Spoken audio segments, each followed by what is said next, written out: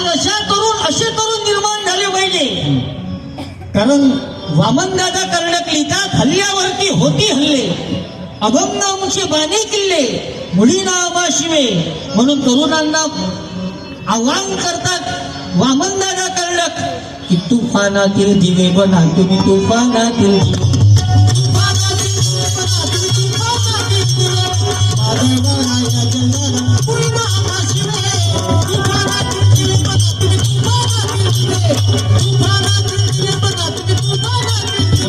तरुणांनो, MPSC UPSC competitive एक्झामचा अभ्यास करा, वाचनालयात वेळ द्या, चांगले अधिकारी बना. बाबासाहेबांना संविधानातून तुम्हाला आम्हाला हा अधिकार दिला. ज्या ज्या लोकांना बाबासाहेब डोक्यात घेतले ते मोठ्या पदावर गेले. एक धनगर समाजाचा पोरगा,